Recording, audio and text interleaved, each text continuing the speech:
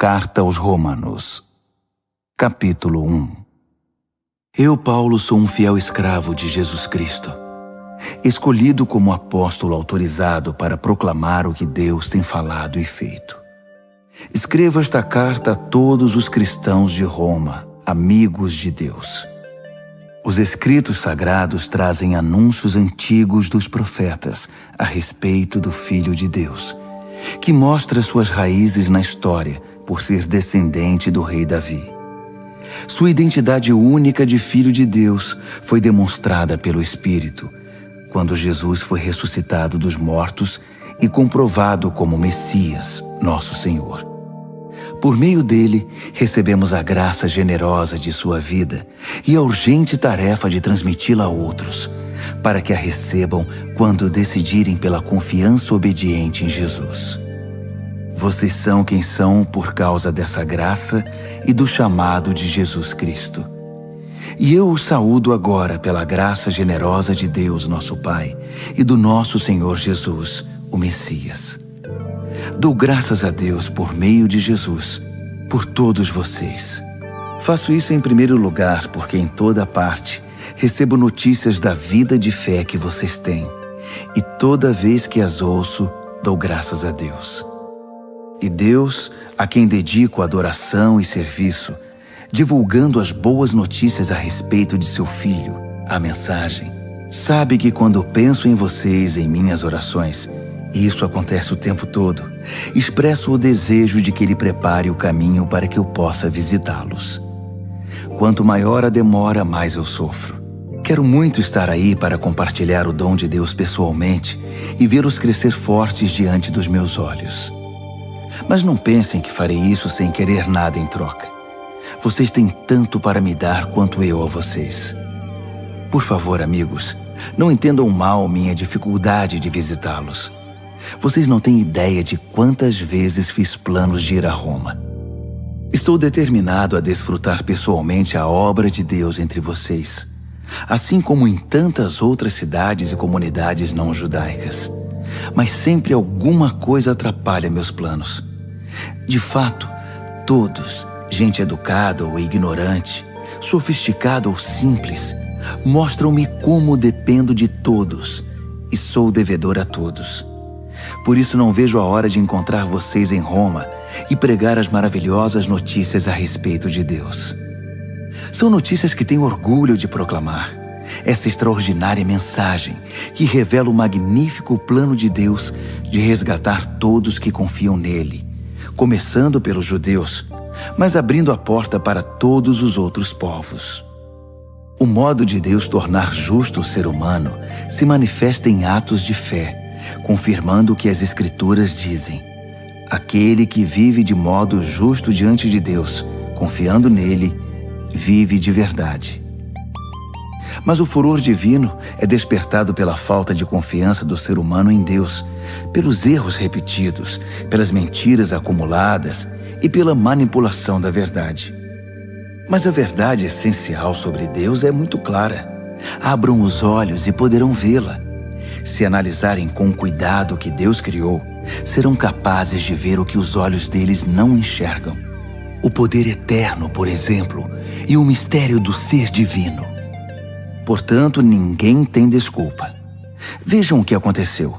A humanidade conhecia Deus perfeitamente, mas deixou de tratá-lo como Deus, recusando-se a adorá-lo, e foi reduzida a um tão terrível estado de insensatez e confusão que a vida humana perdeu o sentido. Eles fingem saber tudo, mas são ignorantes sobre a vida. Trocaram a glória de Deus, que sustenta o mundo, por imagens baratas vendidas na feira. Então Deus se pronunciou: se é isso que vocês querem, é o que terão. Não demorou muito para que fossem viver num chiqueiro, enlameados, sujos por dentro e por fora.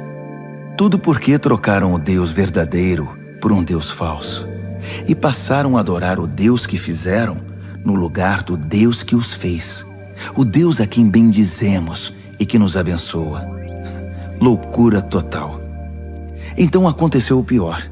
Como se recusaram conhecer Deus, logo perderam a noção do que significa ser humano.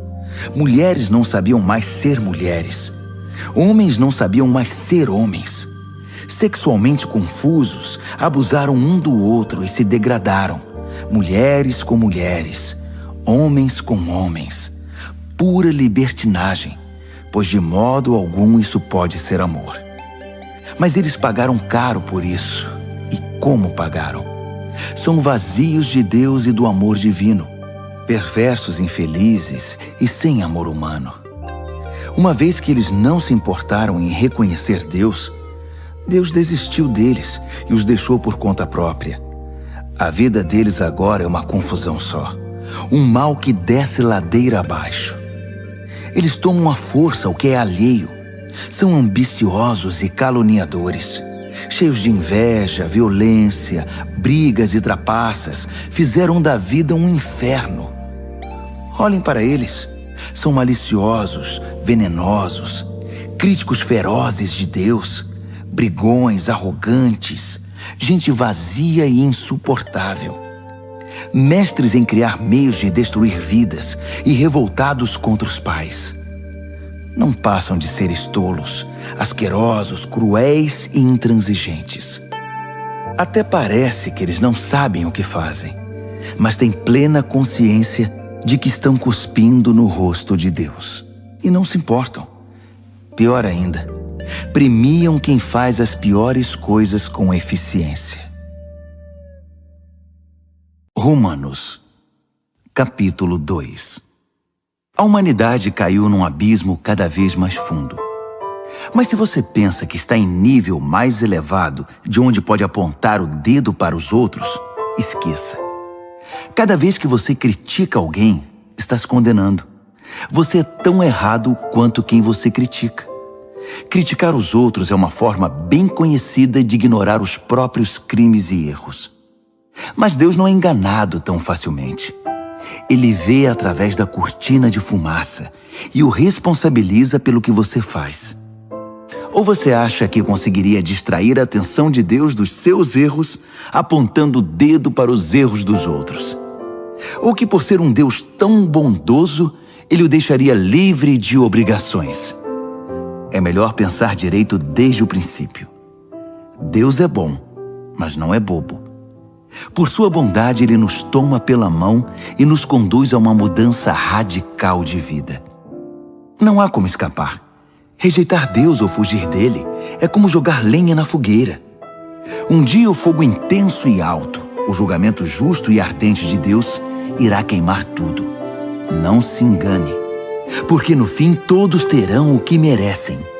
Vida de verdade para quem age do lado de Deus e fogo para quem insiste em viver como bem entende, pela lei do menor esforço. Se você age contra a sua natureza, irá se destruir. Não importa a sua origem, a sua criação ou a sua formação. Mas se você aceitar o jeito de Deus fazer as coisas, a recompensa será maravilhosa. Nesse caso, também não importa a origem ou a formação. Ser judeu não é garantia automática de aprovação. Deus não se orienta pelo que os outros dizem ou pelo que você pensa de você. Ele tem seus critérios. Se você peca sem saber, Deus leva isso em consideração. Mas se você peca de modo consciente, a história é outra. O mero ato de ouvir a lei de Deus é perda de tempo se você não faz o que Ele manda. Praticar, não apenas ouvir, é que faz diferença para Deus. Se um pagão que desconhece a lei de Deus consegue segui-la mais ou menos por instinto, ele confirma a verdade dela pela obediência. Comprova assim que a lei de Deus não é um elemento estranho imposto de fora para dentro, mas algo que faz parte da própria constituição humana. Existe algo no interior do ser humano que ecoa o sim e o não de Deus, o certo e o errado. A resposta deles ao sim e ao não de Deus será de conhecimento público no dia em que Deus tomar a decisão final a respeito de cada homem e mulher. A mensagem que proclamo por meio de Jesus Cristo leva em consideração todas essas diferenças. Se você foi educado como judeu, não pense que pode descansar em sua religião, orgulhoso de estar por dentro da revelação de Deus, de experimentar as melhores bênçãos de Deus, de estar atualizado com as doutrinas. Tenho um recado especial para você que está seguro disso, que conhece a palavra revelada de Deus e se sente em condições de levar a Deus outros que estão em labirintos escuros e emoções confusas. Você está guiando os outros, mas quem está guiando você? Falo sério. Enquanto você prega, não roube, você rouba? Afinal, quem iria suspeitar de você? A mesma coisa vale para o adultério e para a idolatria. Você consegue se safar de qualquer situação com discursos eloquentes sobre Deus e sua lei. As Escrituras dizem, é por causa de vocês, judeus, que os pagãos são hostis a Deus. O texto denuncia um problema antigo que não irá se resolver. A circuncisão, o ritual no corpo que marca você como judeu, só terá importância se sua vida estiver de acordo com a lei de Deus. Se não estiver, é pior que não ser circuncidado. O oposto também é verdadeiro. Quem não é circuncidado e vive nos caminhos de Deus é tão bom quanto o circuncidado, e até melhor. É melhor guardar a lei de Deus sem ser circuncidado que quebrá-la sendo circuncidado. Entenda isto. Não é o corte feito por uma faca que o torna judeu. Você se torna judeu pelo que você é. A marca de Deus no coração. Não a da faca na pele é que faz de você um judeu. E a identificação vem de Deus, não de críticos legalistas. Romanos, capítulo 3. Mas se é assim, que diferença faz ser judeu ou não? Ser ensinado nos caminhos de Deus ou não? Na verdade, faz muita diferença, mas não como muitos pensam. Para começar, lembre-se de que os judeus foram incumbidos de escrever e transmitir a revelação de Deus, as Escrituras Sagradas. E como fica a situação dos judeus que abandonaram sua posição? Deus não os abandonou. Você pensa que sua falta de fé cancela a fidelidade de Deus? De jeito nenhum. Contem com isto. Deus mantém sua palavra, ainda que o mundo inteiro minta descaradamente. As Escrituras dizem o mesmo. Suas palavras permanecem fiéis e verdadeiras. A rejeição não intimidará Deus. Mas se nossa maneira errada de agir apenas realça e confirma o caráter fiel de Deus, não deveríamos ser elogiados por isso? Se nossas palavras nem sequer deixam marca em suas boas palavras, Deus não cometeria um erro em nos pôr contra a parede e nos condenar pelo que dissemos? É uma pergunta natural, mas a resposta é não. Um não bem enfático. Como as coisas seriam corrigidas se Deus não agisse para corrigi-las? É maldade afirmar: se minhas mentiras servem para mostrar a verdade de Deus de maneira mais gloriosa, como posso ser condenado? Estou fazendo um favor para Deus. Alguns, na verdade, tentam pôr essas palavras em nossa boca, alegando que saímos por aí anunciando: quanto mais mal fazemos, mais bem Deus faz. Então, continuemos assim. É pura calúnia, e estou certo de que vocês concordam conosco. Se é assim, aonde isso nos levará? Será que nós, judeus, estamos em situação melhor que os outros? Na verdade, não. Basicamente, todos nós, judeus e não judeus, começamos em condições idênticas. Todos nós começamos como pecadores. As Escrituras não deixam dúvidas sobre isso. Não há ninguém vivendo como deve, nenhum sequer. Ninguém entende, ninguém presta atenção em Deus. Todos eles erraram o caminho. Todos estão vagueando sem rumo. Ninguém está vivendo da maneira correta, e não creio que há quem o consiga. A garganta deles é um túmulo aberto, e a língua escorregadia para enganar. Cada palavra que pronunciam está impregnada de veneno. Eles abrem a boca e empesteiam o ar. São eternos concorrentes ao prêmio Pecador do Ano, e emporcalham a terra com sofrimento e ruína. Não fazem a menor ideia do que seja viver em comunidade. Eles passam por Deus e o ignoram. Está claro que esse texto não representa o que Deus diz a respeito dos outros, mas o que diz sobre nós, a quem as Escrituras foram primeiramente endereçadas. Está claro também que somos todos pecadores, cada um de nós. Estamos no mesmo barco furado com todos os outros. Nosso envolvimento com a revelação de Deus não nos deixa de bem com Ele. Isso só faz realçar nossa cumplicidade com o pecado de todos os outros. Mas agora há algo novo no horizonte. Aconteceu o que Moisés e os profetas anunciaram por tanto tempo. Deus resolveu agir para acertar as coisas sobre as quais lemos nas Escrituras por meio do que Jesus fez por nós.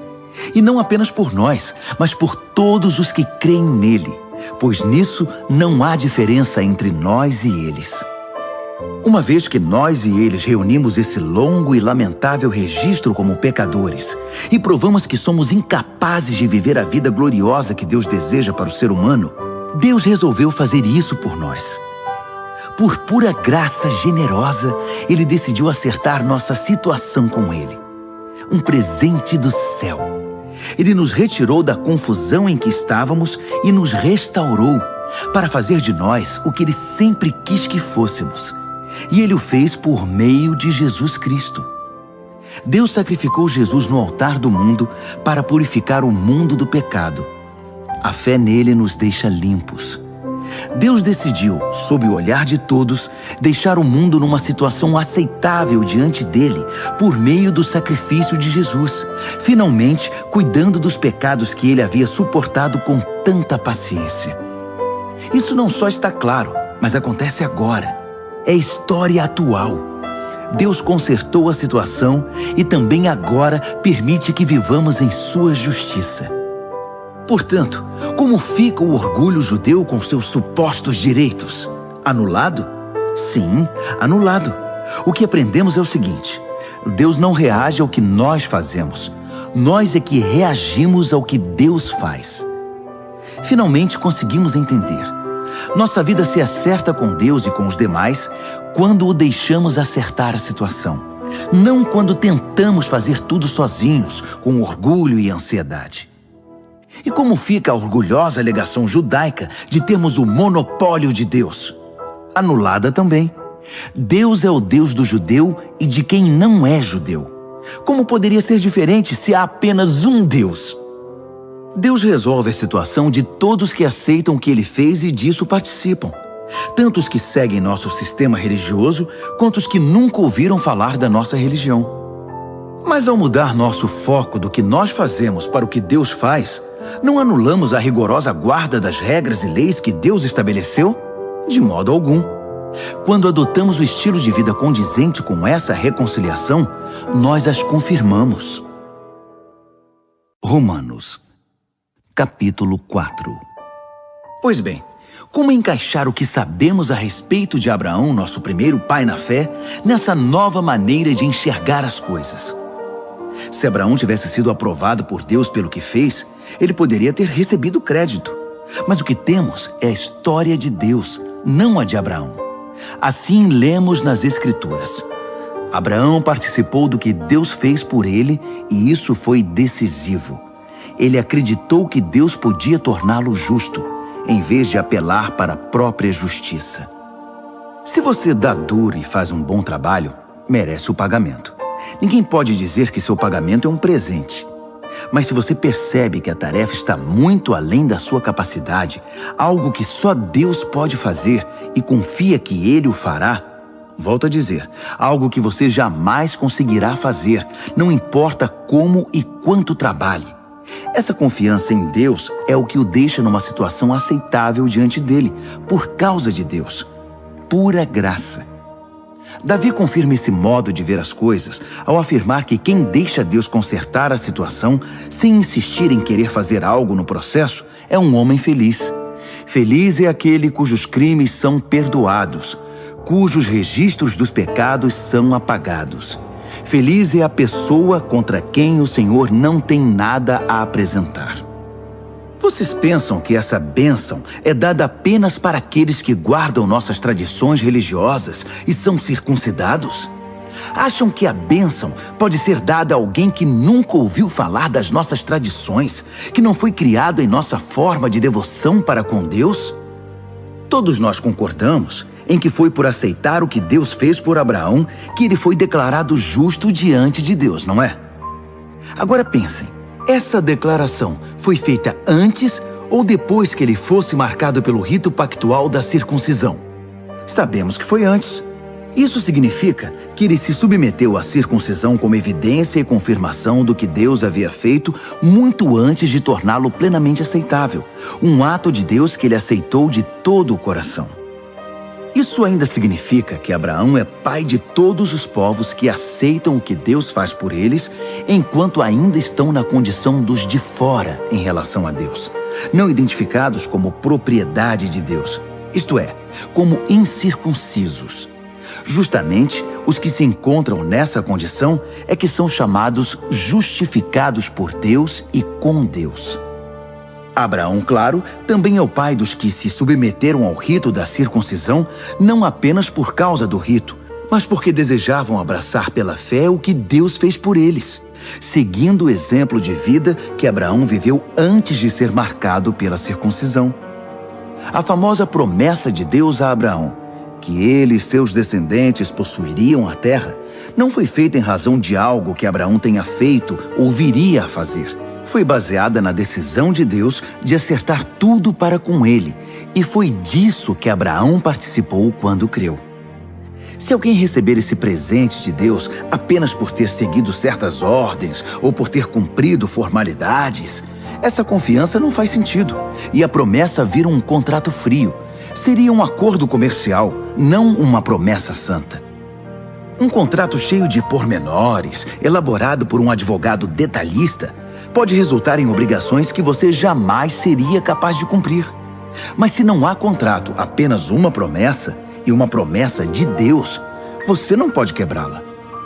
É por isso que o cumprimento da promessa de Deus depende inteiramente da confiança que depositamos nele e em seus caminhos, e de que o aceitemos e a tudo o que ele faz. A promessa de Deus chega como um presente. É o único modo de garantir a participação nela, tanto os que guardam as tradições religiosas, quanto os que nunca ouviram falar delas. Porque Abraão é o pai de todos nós. Ele não é o nosso pai racial. Isso seria ler a história de trás para frente. Ele é nosso pai na fé. Chamamos Abraão de pai, não porque Deus lhe tenha dado atenção por ter vivido como santo, mas porque Deus agiu em Abraão quando ele não era ninguém. Não é o que lemos nas Escrituras, que Deus diz a Abraão: farei de você pai de muitos povos? Abraão foi primeiro chamado de pai e depois se tornou pai, porque ousou acreditar que Deus faria o que somente Deus poderia fazer: levantar os mortos para a vida e com uma palavra trazer algo à existência a partir do nada. Não havia esperança, mas Abraão creu, decidido a viver não com base no que sabia que era incapaz de fazer, mas no que Deus disse que ele faria. Assim, foi feito pai de uma multidão de povos. O próprio Deus declarou: você terá uma grande família, Abraão. Abraão não ficou pensando em sua incapacidade, dizendo: sem chance, este corpo de 100 anos nunca vai gerar um filho. Ignorou décadas de infertilidade de Sara e foi persistente. Não foi reticente sobre a promessa de Deus com questionamentos. Em vez disso, mergulhou na promessa e se fortaleceu. Ficou à disposição de Deus, certo de que ele cumpriria o que tinha dito. É por isso que se diz: Abraão foi declarado justo diante de Deus ao confiar que Deus o justificaria. Mas não é só Abraão. O mesmo acontece conosco. O mesmo é dito a respeito de nós, que aceitamos e cremos naquele que trouxe Jesus à vida, quando de igual modo não havia mais esperança. O Jesus que foi sacrificado fez-nos aceitáveis diante de Deus. Tornou-nos justos perante Deus. Romanos, capítulo 5. Ao aceitar pela fé o que Deus sempre desejou para nós, consertar nossa situação com Ele, tornar-nos prontos para Ele, alcançamos tudo isso com Deus por causa do nosso Senhor Jesus. Mais ainda, abrimos-nos para Deus e descobrimos ao mesmo tempo que Ele já se abriu para nós e nos achamos no lugar que Ele queria que estivéssemos perante a graça e a glória de Deus na presença dEle, expressando o nosso louvor. Mas ainda há muito mais. Continuamos a expressar nosso louvor, mesmo que estejamos cheios de problemas, porque sabemos que os problemas podem desenvolver em nós paciência. E como a paciência, por sua vez, forja o aço temperado da virtude, mantendo-nos atentos quanto ao que Deus pretende fazer. Desse modo, passamos a ter esperança. Com essa expectativa, jamais nos sentiremos enganados. A verdade é que nem temos como reunir todas as vasilhas necessárias para encher com tudo o que Deus generosamente derrama sobre nossa vida por meio do Espírito Santo. Cristo chegou na hora certa para tornar isso realidade. Ele não esperou que todos estivessem preparados. Apresentou-se disposto ao sacrifício quando ainda éramos fracos e rebeldes demais para fazer alguma coisa por nós mesmos. Mesmo que não fôssemos tão fracos, de qualquer maneira não saberíamos o que fazer. Podemos entender quando alguém morre por uma pessoa digna e como alguém bom e nobre poderia inspirar um sacrifício abnegado. Mas Deus demonstrou quanto nos ama ao oferecer seu Filho em sacrifício por nós, quando ainda éramos tão ingratos e maus para com Ele. Agora que nossa situação com Deus está resolvida por meio dessa morte sacrificial, o perfeito sacrifício de sangue, não há mais razão para estar em oposição a Deus sobre qualquer assunto. Se em nossa pior situação fomos postos em condição favorável diante de Deus pelo sacrifício de seu Filho, agora que estamos nessa situação maravilhosa, apenas imaginem como nossa vida poderá ser plena e gloriosa por meio da vida proporcionada pela ressurreição. Agora que já desfrutamos esta maravilhosa amizade com Deus, não nos contentaremos com meras declarações formais, mas cantaremos louvores a Deus por meio de Jesus, o Messias. Vocês conhecem a história de Adão e de como ele nos lançou no dilema em que estamos. O primeiro pecado, depois a morte. E ninguém ficou isento do pecado ou da morte. Aquele pecado afetou os relacionamentos com Deus em tudo e com todo mundo. Mas a extensão das consequências negativas não ficou clara até que Deus a explicasse em detalhes a Moisés. Até os que não pecaram como Adão, que desobedeceu a um mandamento específico de Deus, tiveram de experimentar o fim da vida, a separação de Deus. Mas Adão, que nos pôs nessa situação, também aponta para aquele que nos livrará dela. Todavia, o resgate não é proporcional ao pecado que traz morte. Se o pecado de um homem deixa multidões de pessoas no profundo abismo da separação de Deus, imaginem a eficácia do dom de Deus derramado por meio de um homem, Jesus Cristo. Não há comparação entre o pecado que traz morte e esse generoso dom gerador de vida. A sentença pronunciada sobre aquele pecado foi a morte. Mas sobre os muitos pecados que se seguiram, veio a sentença de vida. Se a morte obteve supremacia pelo erro de um homem, imagine o que pode fazer a extraordinária recuperação de vida que agarramos com ambas as mãos. Esse dom de vida extravagante, essa restauração total, providenciados pelo homem Jesus Cristo. Aqui está um resumo de tudo. Assim como uma única pessoa errou e nos deixou todo esse problemão com o pecado e a morte, também uma única pessoa fez o que era certo e nos livrou de tudo isso. Mais que apenas nos livrar do problema, ele nos trouxe para a vida. Um homem disse não a Deus e afundou muita gente no erro. Outro homem disse sim a Deus e consertou tudo o que estava errado. Tudo que a lei contra o pecado conseguiu fazer foi produzir mais gente que desrespeitasse a lei. Mas o pecado não teve nem tem chance de competir contra o perdão poderoso que chamamos graça. Na disputa entre o pecado e a graça vence com facilidade.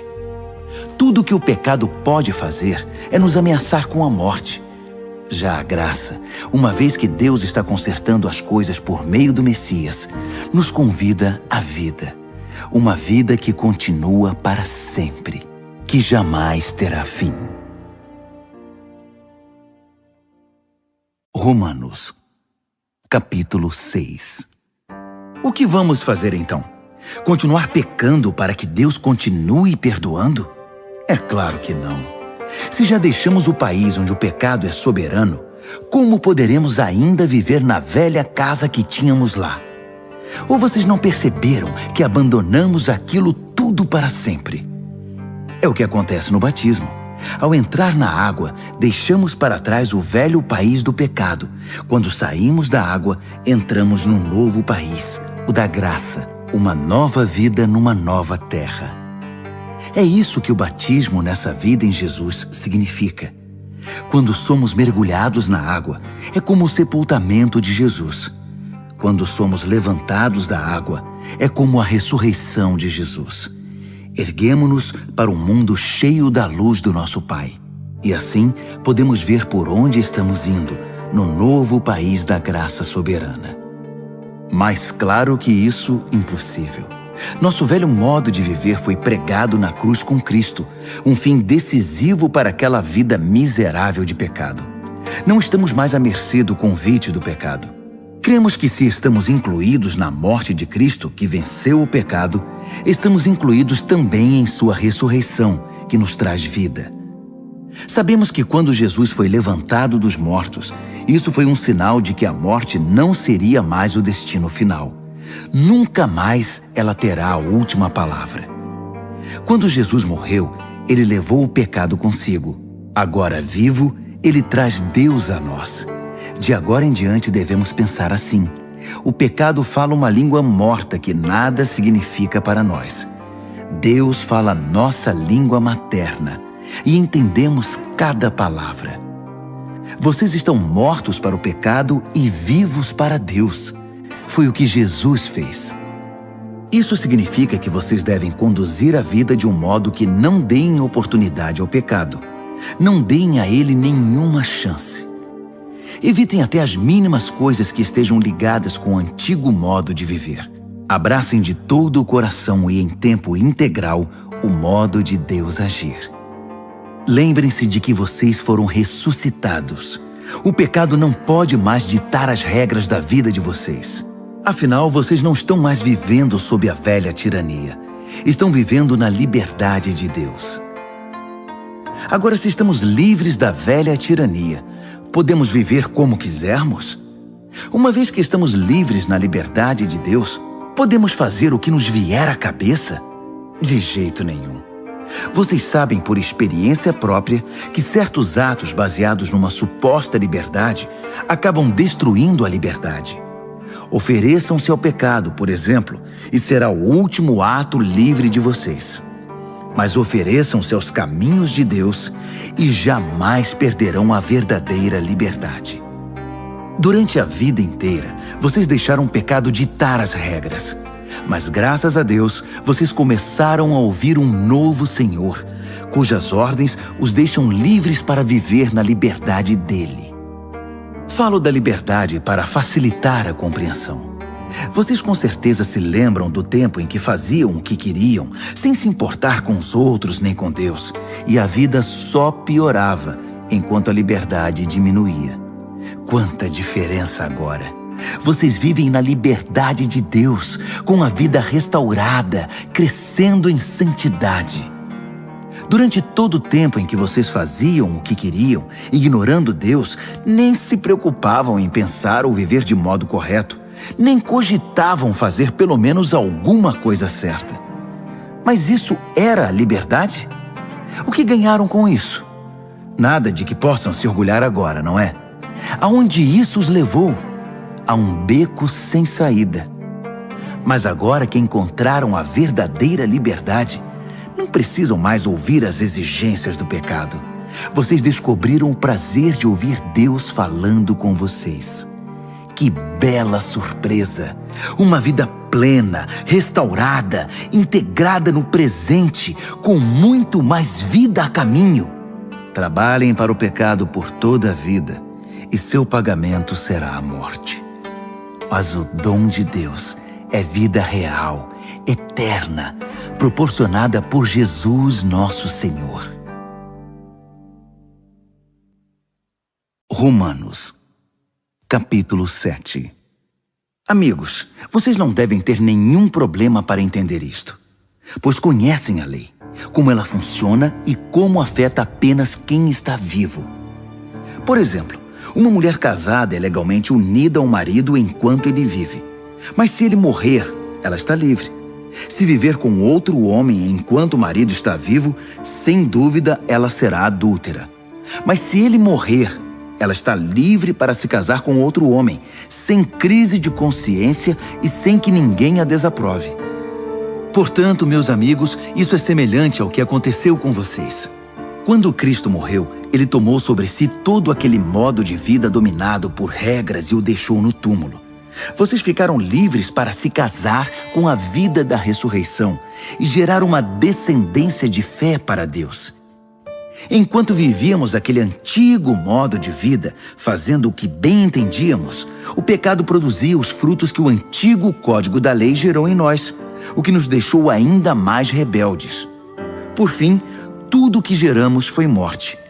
Mas agora que não estamos mais acorrentados ao casamento dominador do pecado, livres daqueles regulamentos opressivos, estamos livres para viver uma vida nova na liberdade de Deus.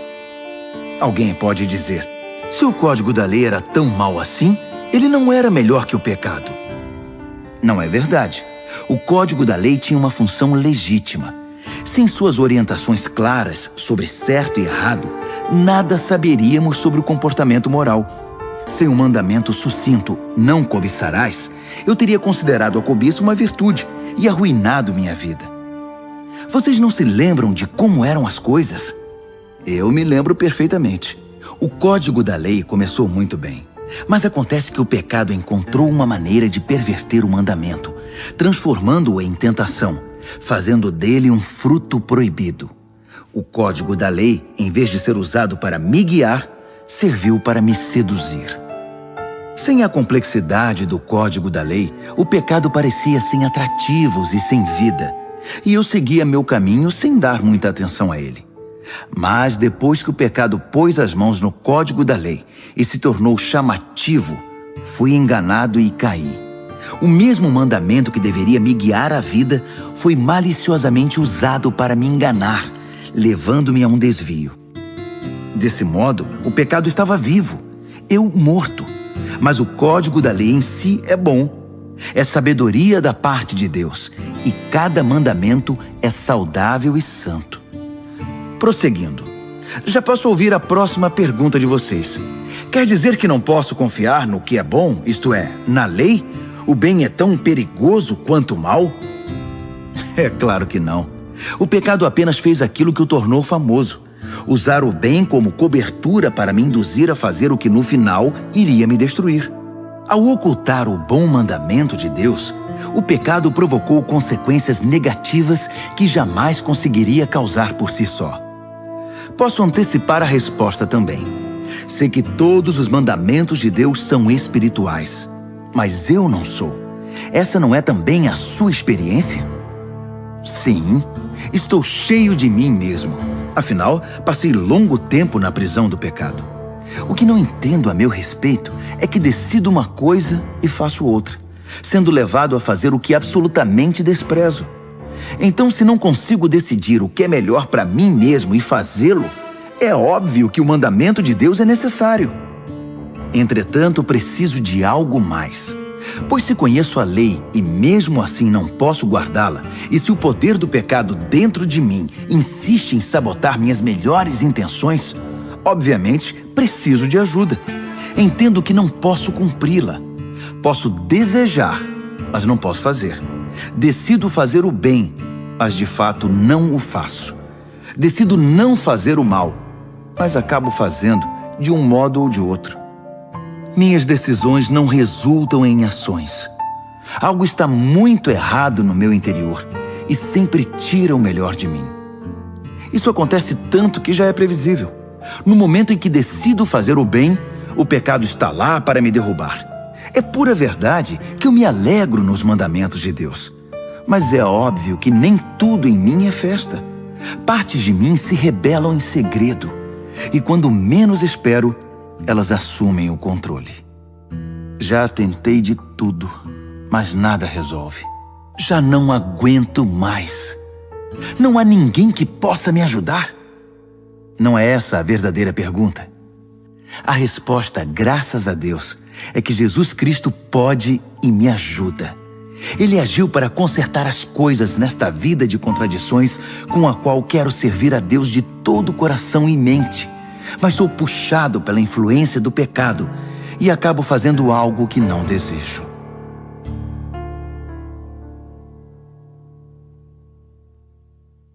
Romanos, capítulo 8. Com a chegada de Jesus, o Messias, o dilema fatal foi resolvido.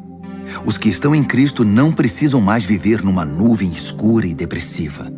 Um novo poder está atuando. O Espírito da vida em Cristo, como um vento forte, limpou totalmente o ar, libertando vocês de uma tirania brutal nas mãos do pecado e da morte. Deus acertou em cheio quando enviou seu Filho. Não tratou do problema como algo distante e sem importância. Em seu Filho, Jesus assumiu pessoalmente a condição humana, entrou na confusão da humanidade que vive em conflito para consertar as coisas de uma vez por todas. O código da lei, enfraquecido pela natureza humana fragmentada, jamais poderia ter feito isso. A lei acabou usada como paliativo para o pecado, nunca para a cura completa. E agora o que o código da lei pede, mas que não conseguiríamos cumprir por nós mesmos, é que em vez de redobrar nossos esforços, simplesmente aceitemos o que o Espírito está fazendo em nós. Os que pensam que podem fazê-lo por si mesmos terminam obcecados por medir sua força moral, mas sem resultados na vida real. Os que confiam na ação de Deus descobrem que o Espírito de Deus está neles, vivendo e respirando Deus. Ficar obcecado consigo mesmo nessa questão é entrar num beco sem saída. Quem olha para Deus é levado para um campo aberto, a uma vida livre, espaçosa. Direcionar o foco para si mesmo é o oposto de se concentrar em Deus.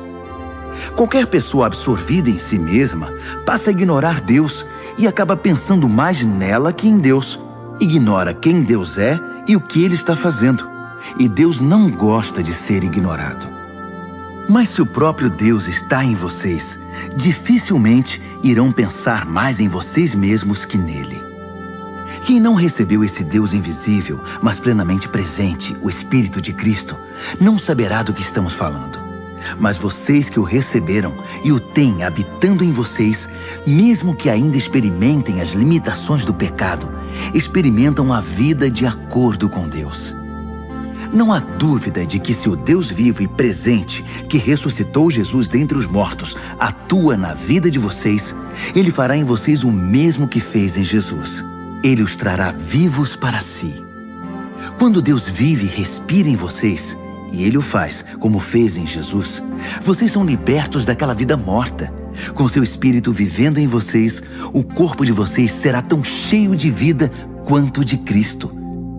Vocês não percebem que não devemos um centavo à velha vida, na qual a pessoa tem de fazer tudo por si? Não há nada nessa vida para nós, nada mesmo.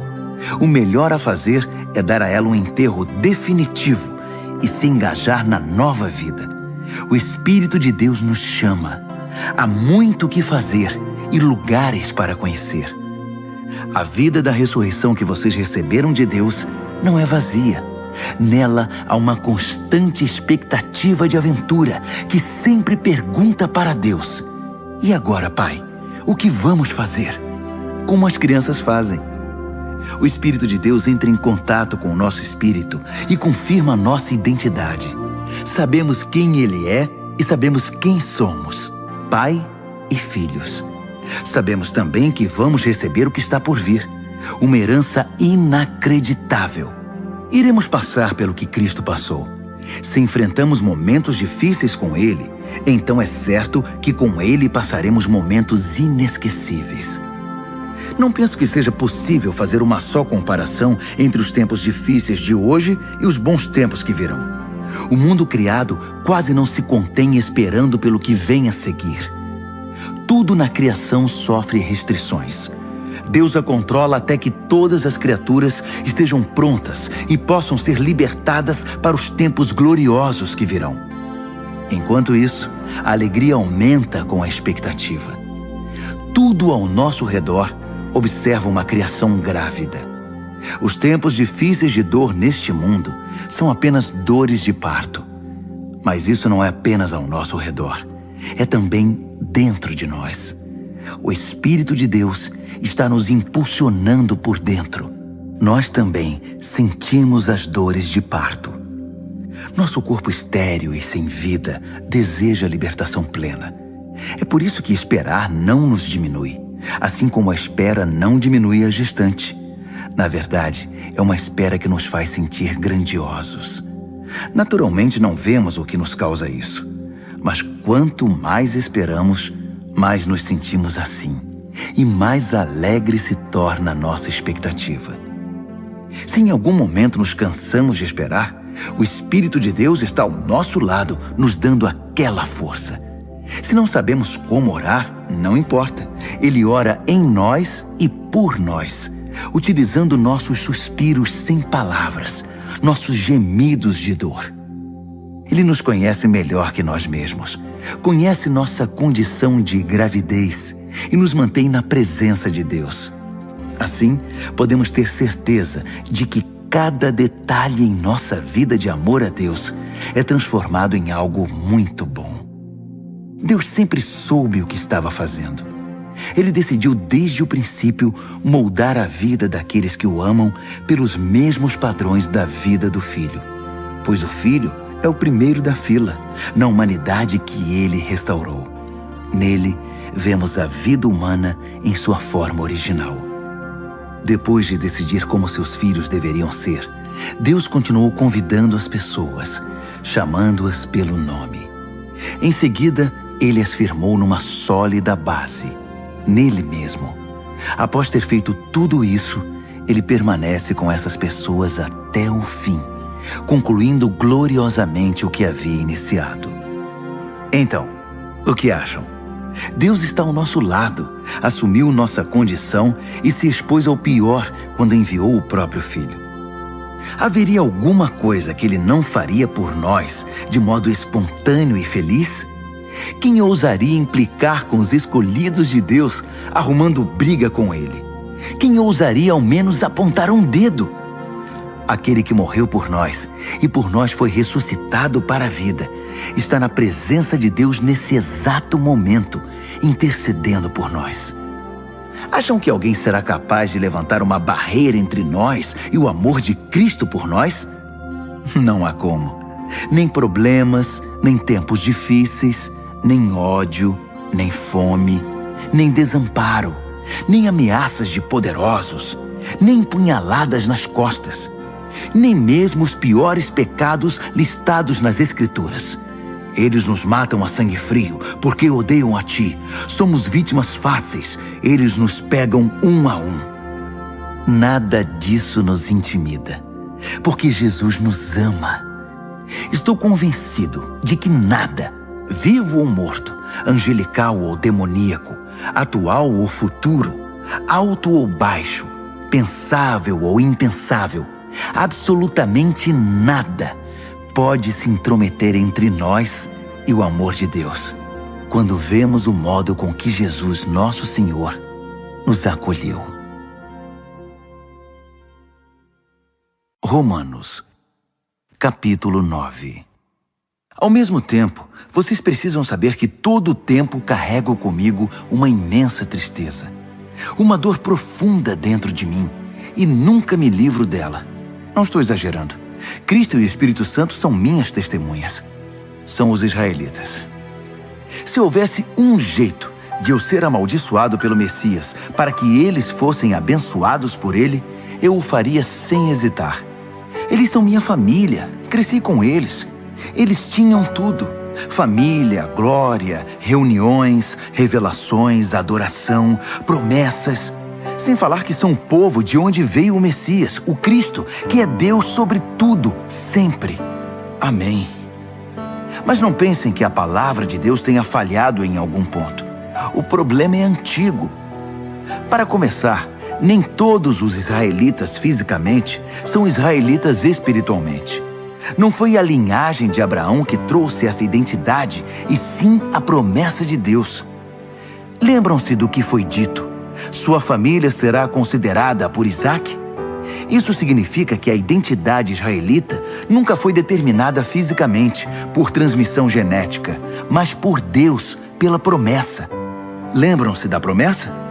Quando eu voltar no próximo ano por esta época, Sara terá um filho.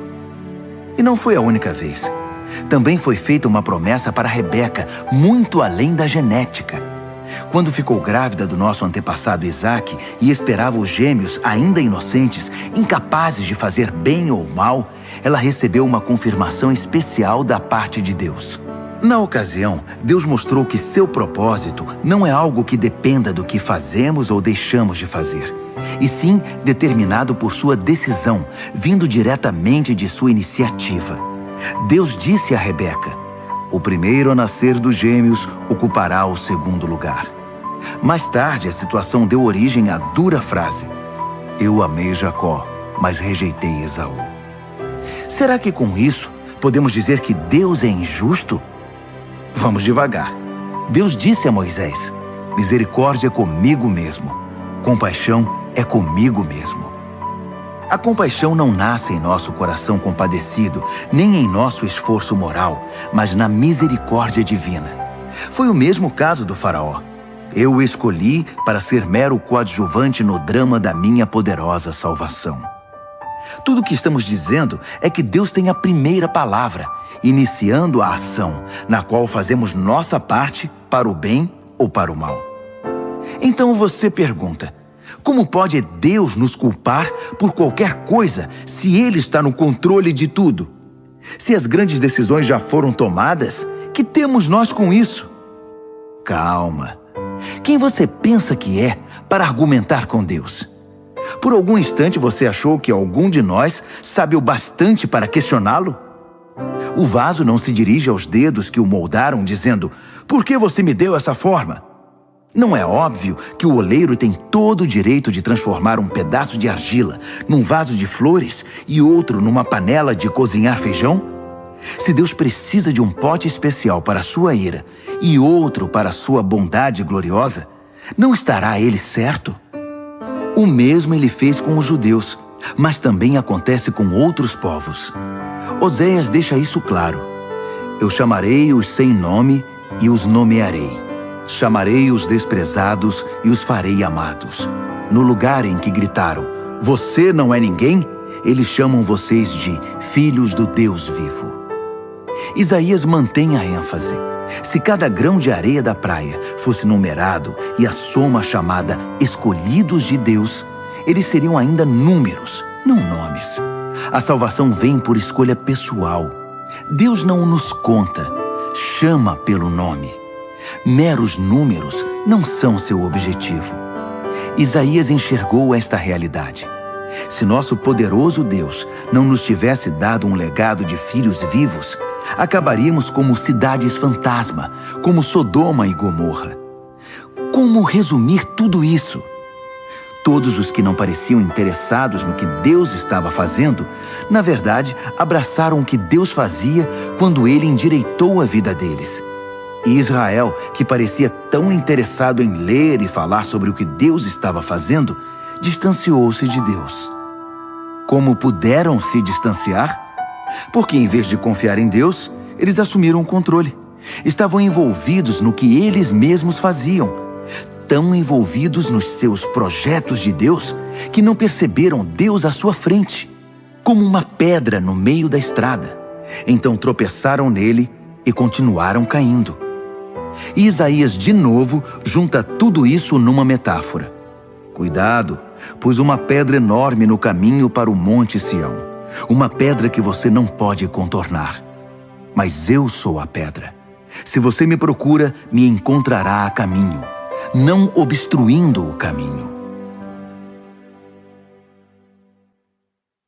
Romanos, capítulo 10. Acreditem em mim, amigos. Para Israel desejo o melhor. Salvação, nada menos que isso. É o que desejo de todo o coração e em todo tempo oro a Deus por isso. Sei que os judeus são muito dedicados a Deus, mas estão fazendo tudo ao contrário. Não parecem entender que esse acerto da condição humana, que é a salvação, é obra de Deus, e muito bem sucedida. Eles montam suas lojas de salvação ao longo da rua e apregoam sua mercadoria. Após todos esses anos de recusa em se relacionar com Deus, nos termos dele, insistindo em fazer tudo à sua maneira, eles nada conseguiram como resultado. A revelação anterior tinha a intenção de nos deixar preparados para o Messias, apenas isso. Ele então iria consertar a situação dos que crescem nele. Moisés escreveu que quem insiste em usar o código da lei para viver de maneira correta diante de Deus, logo descobre que não é tão fácil. Cada detalhe da vida é minuciosamente regulamentado. Mas confiar em Deus para moldar a vida correta em nós é uma história diferente. Não se trata de uma escalada perigosa até os céus ou de uma perigosa descida ao abismo para trazer de lá o Messias. Então, o que exatamente Moisés estava dizendo? A palavra que salva está bem aqui, tão próxima quanto a língua da boca, tão próxima quanto o coração do peito. É a palavra da fé, que aceita que Deus trabalhe e acerte as coisas para nós. Essa é a essência da nossa pregação. Diga a Deus as palavras de boas-vindas. Jesus é meu Senhor. Receba de corpo e alma a obra de Deus, seu agir em nós, como no ato de ressuscitar Jesus. É isso. Você não está fazendo nada. Está simplesmente pedindo ajuda a Deus e confiando nele para que ele o faça. Salvação é isso. Com todo o seu ser, você aceita o agir de Deus para consertar a situação e pode dizer em alto e bom som: Deus acertou tudo entre mim e ele. As Escrituras garantem: ninguém que confie em Deus de todo o coração irá se arrepender disso. Isso não mudou. Não importa qual seja o antecedente religioso de alguém. O mesmo Deus é por todos nós, agindo do mesmo modo, com incrível generosidade para com todos os que buscam sua ajuda. Todo aquele que clamar, socorro Deus, alcançará ajuda. Mas como o povo pedirá ajuda se não sabe em quem confiar? E como saberão em quem confiar se nunca ouviram falar do único que é digno de confiança? E como poderão ouvir se ninguém contar a vocês? E como alguém contará a vocês, a não ser que alguém o envie? É por isso que as Escrituras exclamam: uma visão de tirar o fôlego, uma imensa multidão anunciando a todos as coisas maravilhosas de Deus. Mas nem todos estão preparados para ver, ouvir e agir. Isaías perguntou o que todos nós em algum momento perguntamos: Deus, será que alguém se importa? Será que alguém está ouvindo ou acreditando numa única palavra de tudo isso? A questão é a seguinte: antes de crer, você tem de ouvir. E a não ser que a palavra de Cristo seja pregada, não há nada para ouvir. Mas não são inúmeras as oportunidades que Israel tem de ouvir e entender o que está acontecendo? Inúmeras, eu disse. As vozes dos pregadores se foram pelo mundo, sua mensagem pelos 7 mares da terra. Então, a grande pergunta é: por que Israel não entendeu que não tinha espaço nessa mensagem? Moisés acertou quando predisse: quando vir Deus alcançar todos aqueles a quem você considera inferiores, estranhos, você irá morrer de inveja. Quando vir Deus alcançar os povos que você considera ignorantes espirituais, você vai ficar furioso. Isaías ousa pronunciar as seguintes palavras de Deus: povos me encontraram e me receberam. povos que nunca haviam me procurado. E eu encontrei e recebi povos que nunca antes haviam perguntado a meu respeito. Então ele conclui com uma acusação. Dia após dia, chamei Israel de braços abertos, e para minha tristeza, não vi resposta a não ser puro desdém. Romanos, capítulo 11.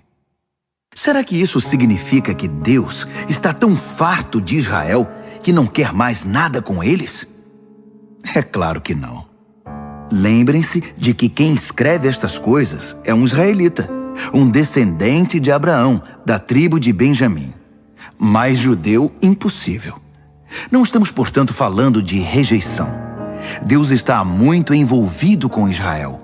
Investiu demais nesse povo para desistir agora.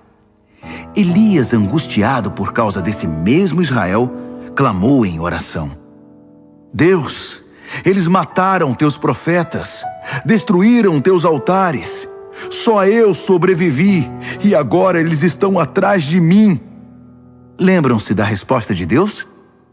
Eu ainda tenho 7.000 que não desistiram. 7.000 que são leais até o fim. É a mesma coisa hoje. Ainda há uma minoria fiel e atuante. Talvez não muitos. Provavelmente mais do que vocês pensam. Eles estão firmes, não por causa do que pensam que ganharão com isso, mas porque estão convencidos da graça e do propósito de Deus em chamá-los. Se estivessem pensando apenas nos próprios interesses, já teriam largado tudo há muito tempo. O que aconteceu então? Bem, quando Israel tentou se acertar com Deus por esforço próprio, perseguindo os próprios interesses, não obteve sucesso. Os escolhidos de Deus foram os que deixaram Deus buscá-los pelo interesse que tem por eles. Como resultado, receberam o selo de aprovação. O Israel interesseiro tornou-se insensível a Deus. Moisés e Isaías comentaram a respeito. Farto de suas reclamações e do seu egoísmo, Deus obscureceu sua visão e entorpeceu seus ouvidos. Trancou-os numa sala de espelhos, e eles estão lá até hoje. Davi estava preocupado com a mesma coisa. Tomara que adoeçam ao comer a comida preparada por eles mesmos, que quebrem a perna andando em seus caminhos egoístas. Tomara que fiquem cegos ao contemplar seus espelhos, que tenham úlceras ao brincar de Deus. A próxima questão é: os judeus foram derrotados, excluídos para sempre? A resposta é um enfático não. Ironicamente, eles deixaram a porta aberta quando saíram, e os de fora entraram. O resto, vocês sabem. Os judeus começaram a pensar que talvez tivessem perdido uma coisa boa. Mas se a saída deles impulsionou essa migração mundial de não-judeus para o reino de Deus, imaginem o efeito da volta deles. Que lindo retorno será! Mas não quero continuar falando deles. São vocês, os de fora, que me preocupam. Minha tarefa pessoal se concentra nos chamados de fora. Por isso me esforço ao máximo quando estou entre meus parentes israelitas, os chamados de casa, esperando que eles percebam o que estão perdendo e queiram se envolver com o que Deus está fazendo. Se a queda deles iniciou essa migração em escala mundial, sua recuperação produzirá algo ainda maior: uma volta em massa para casa. Se a primeira coisa que os judeus fizeram, ainda que prejudicial para eles, resultou no bem de vocês, pensem no que acontecerá quando eles acertarem o passo. Tudo isso provém de uma raiz santa, plantada e cuidada por Deus. Se a raiz principal da árvore é santa, há espaço para frutos santos. Alguns ramos foram podados, e vocês, ramos de oliveira selvagem, foram enxertados. Mas o fato de vocês serem alimentados pela raiz santa e rica em nutrientes não os autoriza a tripudiar sobre os ramos podados. Lembrem-se de que vocês não estão alimentando a raiz. Ela é que está alimentando vocês. Assim é possível dizer: outros ramos foram podados para que eu pudesse ser enxertado. Muito bem, mas eles foram podados porque eram dispensáveis. não mais ligados pela fé e pelo compromisso com a raiz.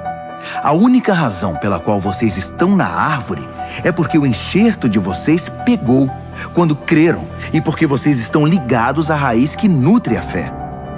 Por isso, não fiquem vaidosos. Sejam humildes e prontos em relação à raiz que os mantém verdes e vivos.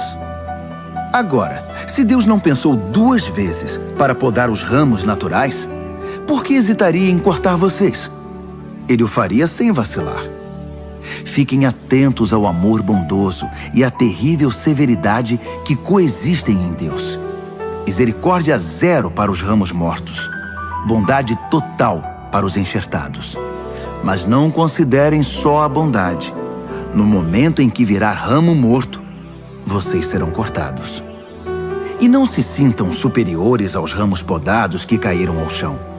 Se eles saírem do estado de morte, poderão muito bem ser enxertados outra vez. Deus pode fazer isso. Ele é capaz de enxertos milagrosos. Porque se ele pôde enxertar vocês, ramos cortados de uma árvore qualquer, numa das árvores do pomar, ele não terá dificuldade de enxertar de volta na árvore de origem ramos que cresceram nela. Alegrem-se por estar na árvore e esperem o melhor para os outros. Quero ser o mais claro possível, amigos. O assunto é complicado. É fácil interpretar errado o que está acontecendo e, com arrogância, presumir que vocês são a realeza e eles apenas o povão excluído. Mas não é assim. Essa dureza da parte de Israel em relação a Deus é temporária e tem o efeito de permitir o acesso de todos os que estão de fora, de modo que, por fim, a casa se encha. Antes do fim de tudo, haverá um Israel aperfeiçoado. Está escrito: um campeão virá das montanhas de Sião. Ele purificará a casa de Jacó. E esse é meu compromisso com o meu povo, a remoção dos seus pecados. Enquanto vocês ouvem e abraçam as boas notícias da mensagem, fica parecendo que os judeus são inimigos de Deus. Mas visto da perspectiva de longo alcance do propósito abrangente de Deus, eles continuam sendo os mais antigos amigos de Deus. Os dons e o chamado de Deus têm garantia total. Jamais são cancelados. Houve uma época, não muito tempo atrás, em que vocês estavam separados de Deus. Mas depois, os judeus fecharam a porta para Deus e houve uma abertura para vocês.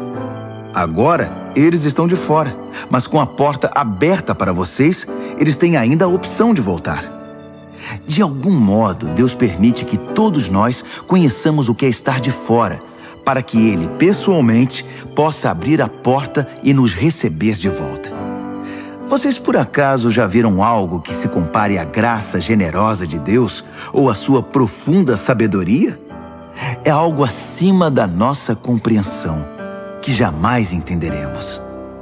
Há alguém que possa explicar Deus? Alguém inteligente o bastante para lhe dizer o que fazer? Alguém que tenha feito a ele um grande favor? Ou a quem Deus tenha pedido conselho?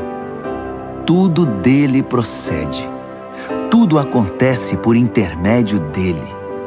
Tudo termina nele. Glória para sempre. Louvor para sempre. Amém. Amém. Amém.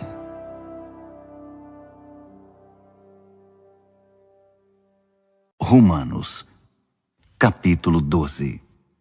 Portanto, com a ajuda de Deus, quero que vocês façam o seguinte: entreguem a vida cotidiana, dormir, comer, trabalhar, passear, a Deus, como se fosse uma oferta.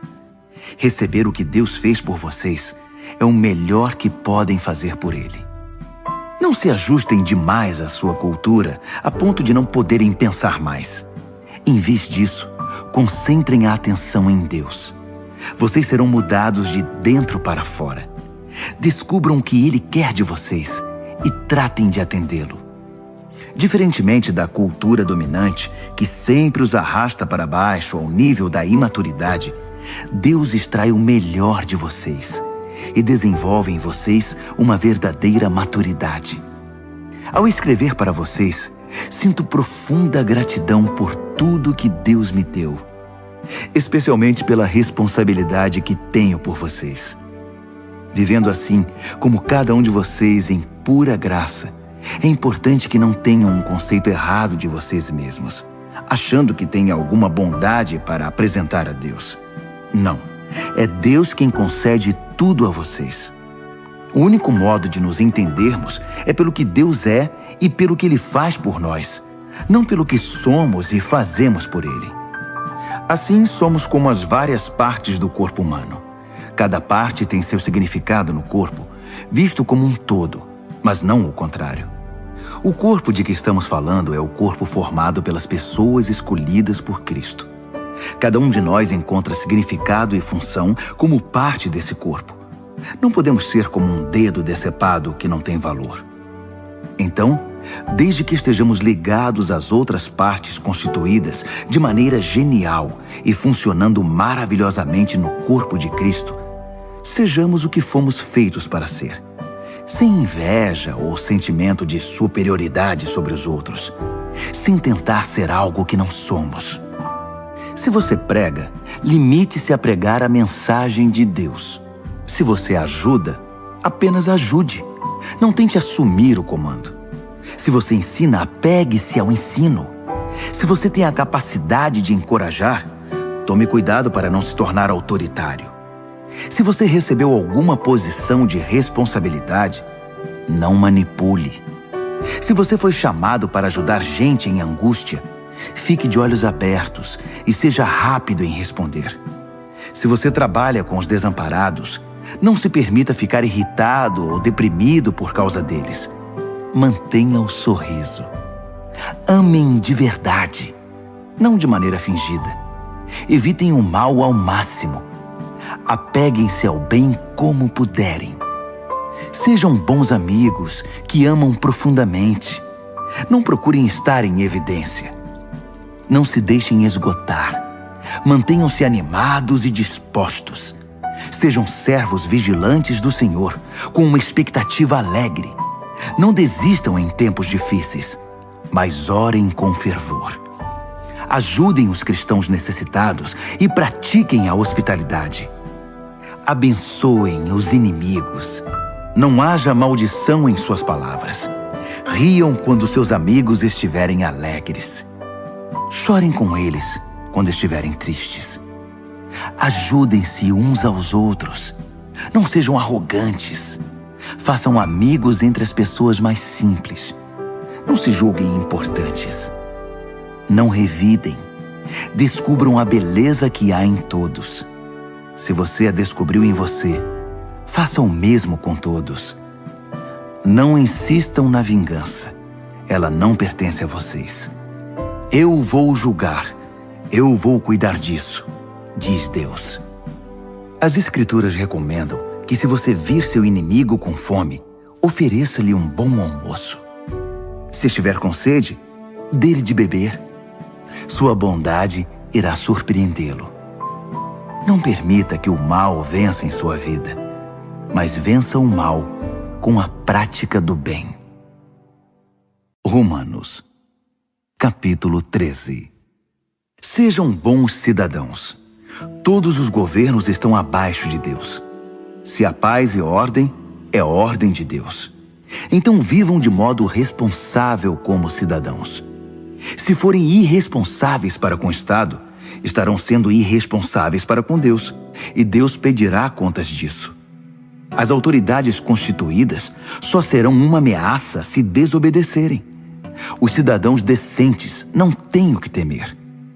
Querem estar em boa situação com o governo? Sejam cidadãos responsáveis, e o governo trabalhará a seu favor.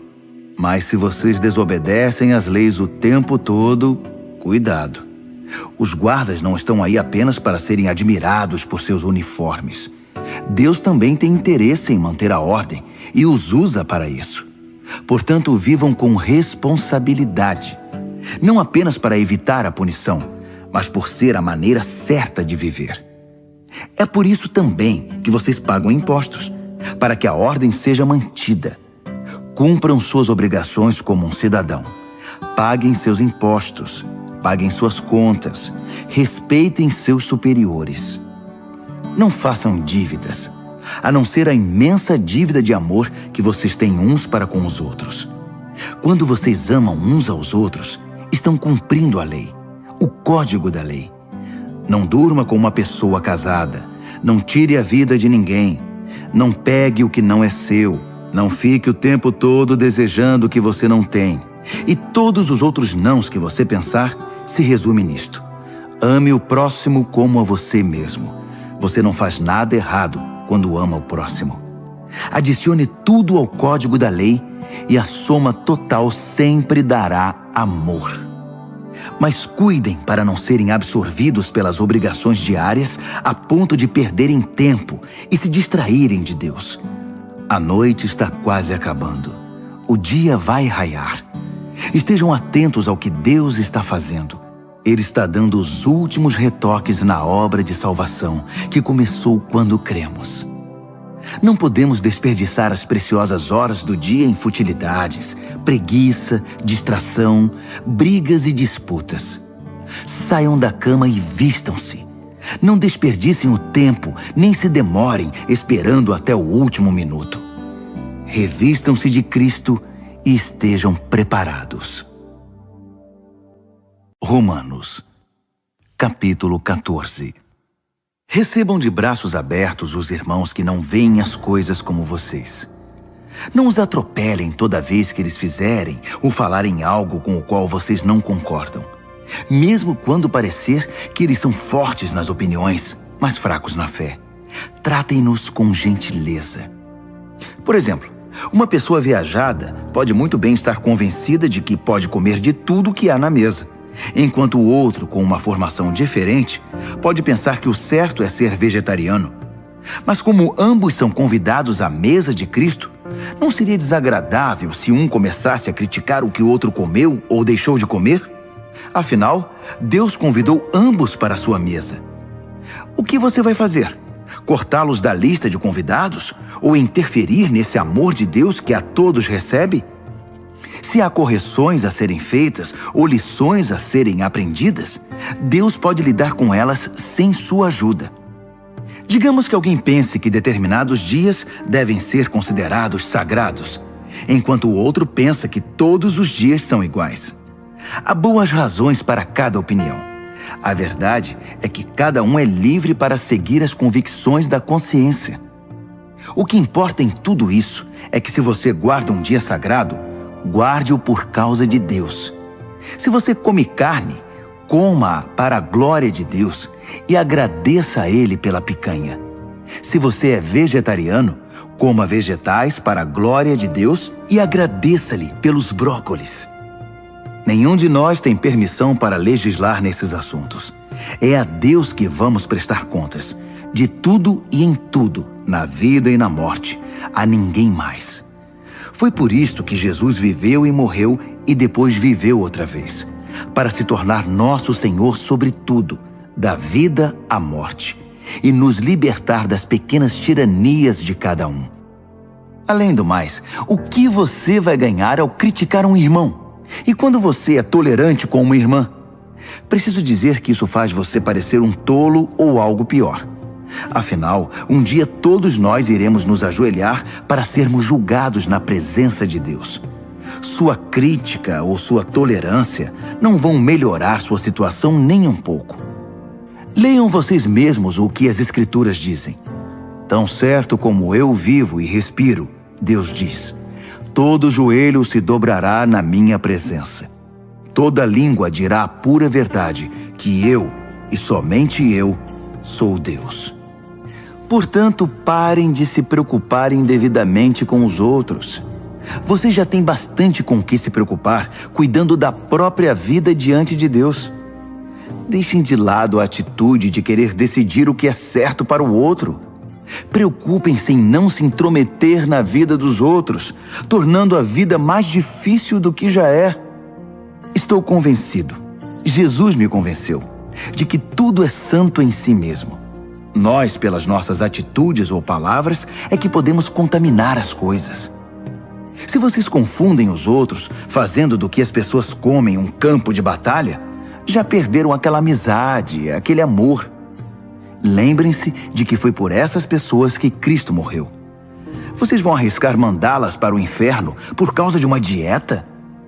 Não ousem fazer que a comida abençoada por Deus se torne um meio de envenenar a alma. O reino de Deus não tem a ver com o que vai para o estômago. Entendam isso. Tem a ver com o que Deus faz com sua vida quando Ele a conserta e completa sua obra com alegria. Nossa tarefa é servir a Cristo com sinceridade. Façam isso e irão matar 2 coelhos com uma única cajadada. Agradar a Deus mais que a vocês e mostrar seu valor para todo mundo. Assim, estaremos empregando nosso esforço na boa convivência fraterna. Ajudem-se mutuamente com palavras de ânimo. Não ponham seu irmão lá embaixo, apontando os defeitos dele. Não permitam que uma discussão a respeito do que é ou não é servido num jantar destrua a obra de Deus entre vocês. Já disse e repito, toda comida é boa, mas pode se tornar má se vocês a usarem mal, fazendo que os outros tropecem e caiam.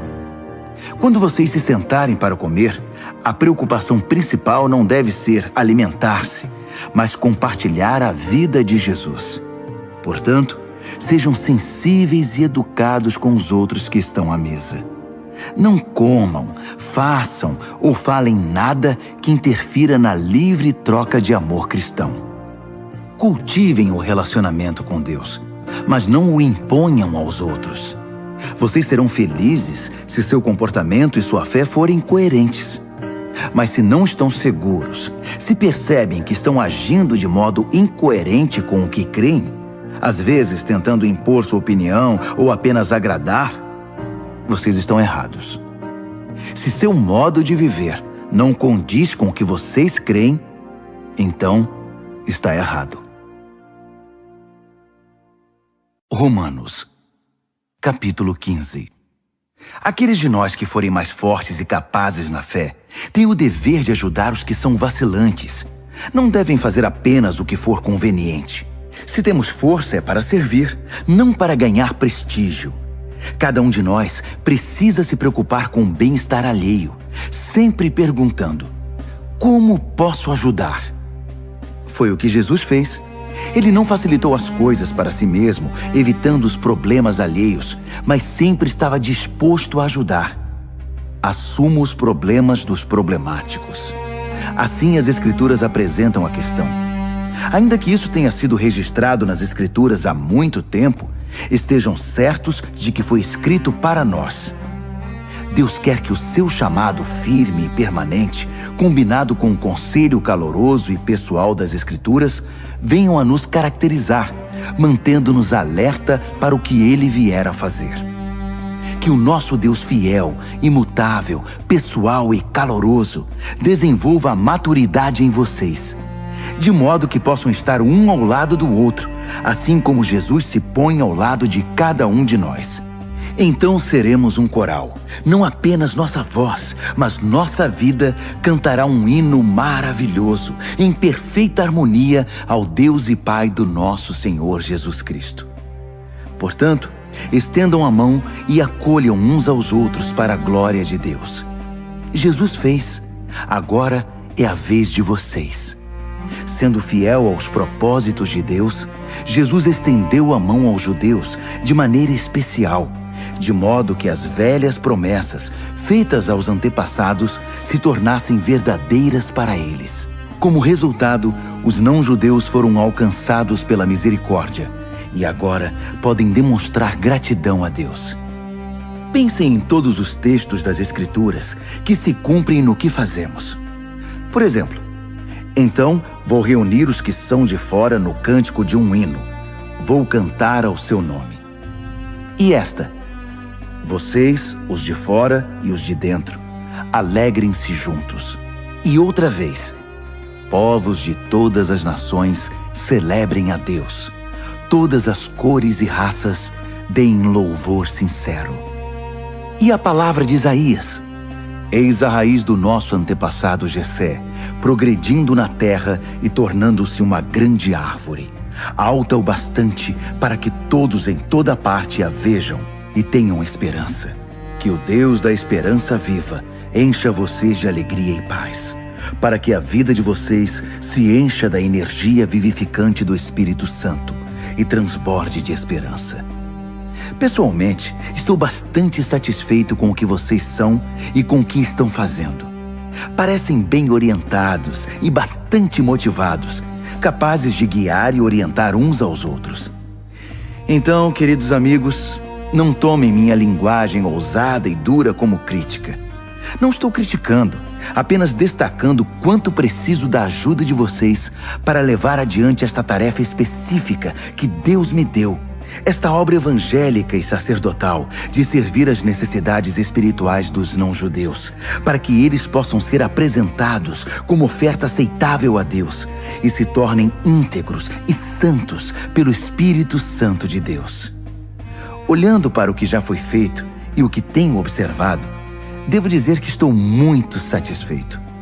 No contexto de Jesus, eu diria até orgulhoso, mas apenas nesse contexto. Não tenho interesse em dar a vocês um relato pormenorizado das minhas aventuras. Apenas as palavras e os atos de Cristo no presente, poderosos e transformadores para mim, que desencadearam uma resposta de fé entre os de fora. Nesses caminhos, tenho pregado a mensagem de Jesus, desde Jerusalém até o noroeste da Grécia. Tenho tido o cuidado de levar a mensagem apenas aos lugares nos quais Jesus ainda não é conhecido e adorado, seguindo o que está escrito: aqueles a quem nunca se falou a respeito dele, estes irão vê-lo.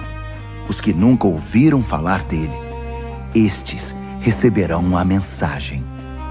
É por isso que estou demorando tanto para visitar vocês. Mas agora que não há mais trabalho pioneiro a ser feito nessas regiões, e como há muitos anos desejo ir vê-los, estou finalmente planejando minha visita. Vou para a Espanha, e então espero passar por aí e desfrutar a companhia de vocês até que, em tempo oportuno, me enviem com a bênção de Deus. Mas primeiro vou a Jerusalém entregar a oferta de auxílio aos seguidores de Jesus que vivem ali. Os gregos, em todo o caminho dos macedônios no norte até os da Acaia no sul, decidiram fazer uma coleta para os cristãos pobres de Jerusalém. Fizeram isso com prazer, mas também era obrigação deles. Percebendo que usufruíam os dons espirituais que generosamente vinham da comunidade de Jerusalém, era o dever deles aliviar aquela pobreza. Tão logo eu entregue pessoalmente a cesta de frutos, parto para a Espanha, fazendo uma parada em Roma para ver vocês. Minha esperança é que essa minha visita se torne uma grande bênção de Cristo. Queridos amigos, tenho um pedido. Orem por mim. Orem fervorosamente comigo e por mim. A Deus o Pai, pelo poder do nosso Senhor Jesus e pelo amor do Espírito, para que eu seja liberto da cova dos leões dos descrentes na Judéia. Orem também para que minha oferta de auxílio aos cristãos de Jerusalém seja aceita no mesmo espírito em que foi recolhida. Assim, querendo Deus, irei até vocês com um coração leve e ansioso pelo consolo da companhia de vocês. O Deus da paz seja com todos vocês. Amém. Romanos, capítulo 16. Recebam bem nossa amiga Febe, que está a serviço do Senhor com a hospitalidade pela qual nós cristãos somos conhecidos. De todo o coração eu a recomendo, bem como sua obra. Ela é uma representante central da igreja de Cencreia. Ajudem-na em tudo o que ela pedir. Febe merece tudo o que fizerem por ela, pois já ajudou muita gente, até mesmo a mim. Saúdem Priscila e Áquila, que têm trabalhado lado a lado comigo servindo Jesus. Eles arriscaram a vida por minha causa, e não sou o único que é agradecido a eles. Todos os grupos de cristãos não-judeus também devem muito a esse casal, para não falar da igreja que se reúne na casa deles. Saúdem meu querido amigo Epêneto. Ele foi o primeiro seguidor de Jesus na província da Ásia. Saudações a Maria, Como ela tem trabalhado por vocês. Saudações aos meus primos Andrônico e Júnias. Houve uma vez que compartilhamos uma cela de prisão. Eles já seguiam Cristo antes de eu me converter. Ambos são líderes destacados. Saudações a Amplíato, meu bom amigo na família de Deus. Saudações a Urbano, nosso companheiro na obra de Cristo, e ao meu bom amigo Estaques. Saudações a Apeles, um verdadeiro e aprovado veterano no caminho de Cristo. Saudações à família de Aristóbulo. Saudações ao meu primo Herodião. Saudações a Trifena e Trifosa, mulheres prontas em servir o Senhor. Saudações a Pérside, amiga querida que tanto tem trabalhado em Cristo. Saudações a Rufo, um escolhido do Senhor, e a sua mãe. Ela tem sido também uma querida mãe para mim. Saudações a Asíncreto, Flegonte, Hermes, Pátrobas, Hermas e também às famílias deles. Saudações a Filólogo, Júlia, Nereu e sua irmã, e Olimpas, e a todos os seguidores de Jesus que vivem com eles. Abraços santos para todos. Todas as igrejas de Cristo enviam suas saudações mais calorosas. Amigos, um conselho final. Estejam atentos com relação aos que extraem algo do ensinamento que vocês aprenderam e depois o usam para criar confusão. Evitem essas pessoas. Elas não têm intenção de viver para o Senhor. Estão aqui pelo que podem obter e falam de modo piedoso para enganar os ingênuos. E como nunca houve dúvida acerca da honestidade de vocês quanto a essas questões, eu não poderia estar mais orgulhoso de vocês. Quero também que sejam prudentes, afeiçoados ao bem e distantes do mal. Não se deixem enganar pelas conversas suaves e ao mesmo tempo malignas. Fiquem atentos. Antes que percebam, o Deus da paz irá derrubar e pisotear Satanás no chão. Desfrutem o melhor de Jesus. Por fim, lá vão outras saudações. Timóteo, meu companheiro na obra, Lúcio e meus primos Jasão e Sosípatro enviam saudações. Eu, Tércio, que escrevi esta carta ditada por Paulo, envio minhas saudações pessoais. Gaio, que é meu hospedeiro e de toda a igreja, manda lembranças a vocês. Erasto, o tesoureiro da cidade e nosso bom amigo Quarto, enviam saudações. Todo o nosso louvor é dedicado ao único que é poderoso o bastante para torná-los fortes, exatamente como na pregação a respeito de Jesus Cristo, como revelado no mistério que se manteve por tanto tempo, mas que agora se tornou um livro aberto por meio das escrituras proféticas. Todas as nações do mundo podem agora conhecer a verdade e ser conduzidas à fé obediente, cumprindo as ordens de Deus, que fez tudo, do início até a última letra. Todo o nosso louvor é dirigido, por meio de Jesus, a esse Deus incomparavelmente sábio. Amém.